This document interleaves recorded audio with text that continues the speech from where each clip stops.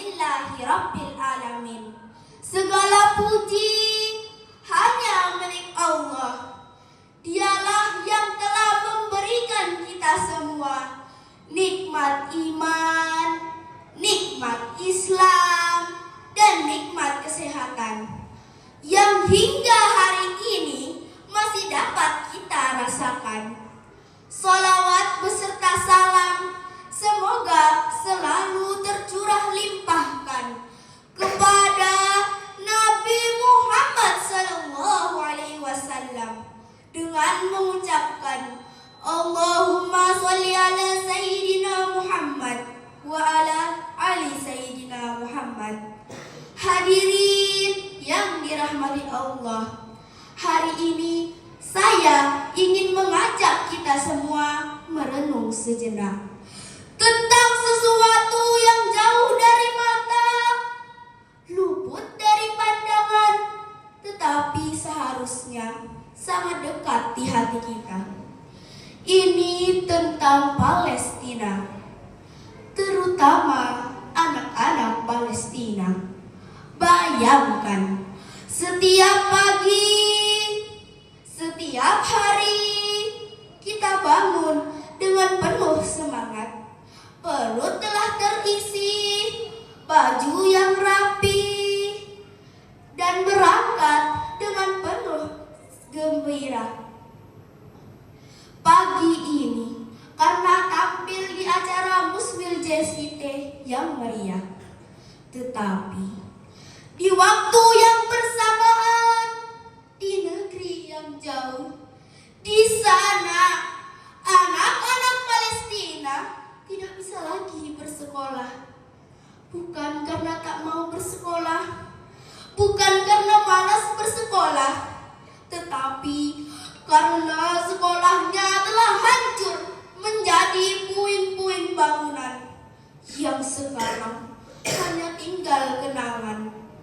Mereka kehilangan orang tuanya, mereka kehilangan saudaranya, dan bahkan mereka ada yang harus tidur di bawah puing-puing bangunan sambil menatapi langit malam dan berdoa, "Ya Allah, lindungilah aku." Sungguh, hati siapa yang tak hancur mendengarnya. Allah berfirman di dalam Al-Quran surah Al-Hujurat ayat 10. A'udzu billahi minasyaitonir rajim. Bismillahirrahmanirrahim. Innamal mu'minina ikhwatun. Artinya, orang-orang mukmin itu bersaudara. Jadi, anak-anak di Palestina sana bukanlah orang lain, tetapi saudara kita. Kita tak disatukan oleh warna kulit, kita tak disatukan oleh darah, tetapi kita disatukan oleh iman. Jika mereka merasakan sakit, maka seharusnya kita juga merasakannya. Inilah yang membedakan antara hati yang hidup dengan hati yang beku. Rasulullah bersabda di dalam hadis yang diriwayatkan oleh Bukhari dan Muslim, perumpamaan orang-orang beriman tentang rasa cinta dan kasih sayang itu seperti satu tubuh. Jika satu bagian merasakan sakit, maka seluruh bagian yang lain juga merasakan panas dan demamnya.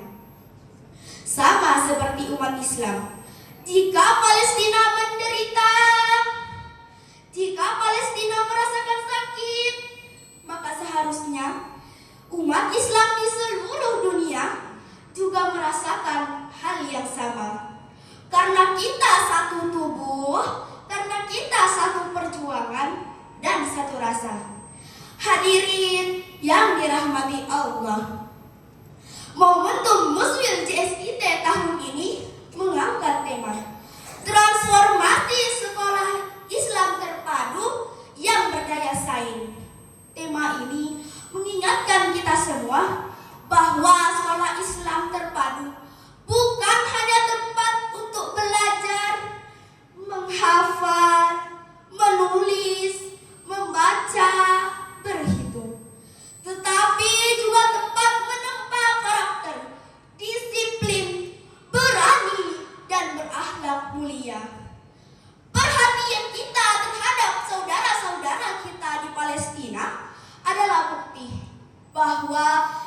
generasi SIT adalah generasi yang peka terhadap isu kemanusiaan global. Transformasi sekolah yang berdaya saing bukan hanya mampu meraih prestasi akademik maupun non-akademik, tetapi tentang rasa peduli, empati, dan keberanian membela kebenaran dimanapun berada. Transformasi yang diusung JSIT mengajak kita semua untuk berkontribusi bagi dunia. Jadi, hal apapun yang kita pelajari hari ini, baik itu sains, bahasa, tahfiz, teknologi, maupun kepemimpinan, adalah bekal kita semua untuk menjadi generasi yang kuat dan bermanfaat bagi sekitar kita. Siapa yang tahu, dari sekolah Islam terpadu inilah lahir seorang inovator, pemimpin, pejuang yang bisa menegakkan keadilan dan kebenaran, membangun kembali sekolah-sekolah di Palestina yang telah hancur. Jadi, bila kita belajar dengan giat, bila kita belajar dengan sungguh-sungguh, sesungguhnya kita telah ikut serta dalam transformasi besar untuk umat dan dunia. Teman-teman, mereka Palestina berjuang di medan perang dengan darah dan dengan air mata. Sedang kita berjuang di negeri yang damai dengan doa dan dengan ilmu.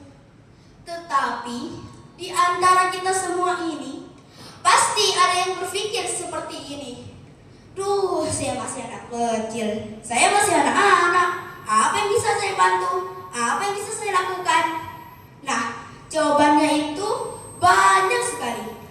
Kepedulian tidak harus menunggu kita dewasa, karena kepedulian dimulai dari hati yang tulus dan ikhlas. Kita bisa mulai dengan doa, karena doa ialah senjata orang beriman. Bisa kita selipkan setelah kita sholat. Ya Allah, lindungilah saudara-saudara kami. Kuatkanlah hati mereka, lapangkanlah dada mereka, dan menangkanlah mereka atas kezaliman. Terdengar kecil bagi kita, terlihat sepele untuk kita, tetapi nilainya sangat besar di langit. Selain itu, kita juga bisa membantu dengan infak dan sedekah. Dari uang jajan kita yang tak seberapa itu, bila kita infakkan karena Allah, bila kita sedekahkan karena Allah, nilainya sangat besar. Bayangkan, 1 rupiah saja yang kita infakkan telah bernilai 700 kebaikan di sisi Allah. Jadi, jangan remehkan kebaikan sekecil apapun. Mau itu 1 rupiah saja, mau itu 100 rupiah sekalipun. Karena itu sangat berharga bagi anak-anak di Palestina sana yang sedang kelaparan. Sahabat Palestina, kami akan selalu mendukungmu. Kami akan selalu mendoakanmu.